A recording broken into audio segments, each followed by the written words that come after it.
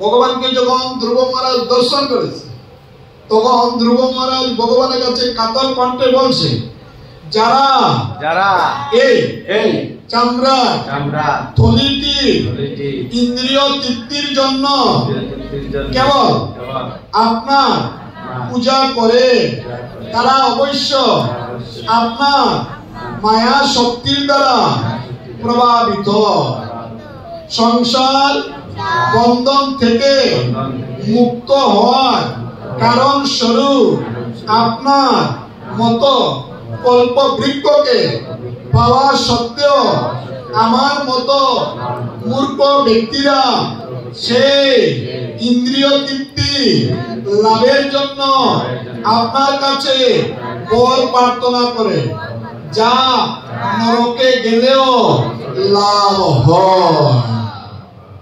তার মানে আমরা ভক্ত হয়েও ভগবানের কাছে নরকে যাওয়ার টিকিট করছি। বলো রে, সাগরের কাছে এক বালতি জল খুঁজা মূর্খামি নয়?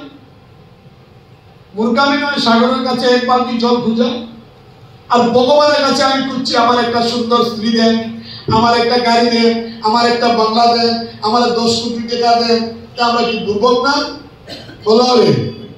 তো ধ্রুব মহারাজ বলছে, প্রভু আমি নরকে গেলে যে সুখ পাবো সেটা আপনার কাছে খুঁজছি, ওদিকে আমার মতো মহামূর্খ আর এই জগতে। অর্থাৎ ধ্রুব মহারাজ ভগবানের কাছে কি প্রার্থনা করতে লাগে সেটা আমাদেরকে বুঝিয়েছে। হরে কৃষ্ণ।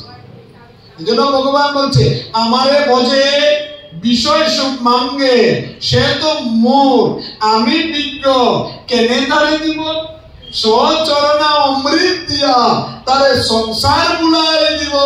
হরি বল। হ্যাঁ, প্রভুপাদ।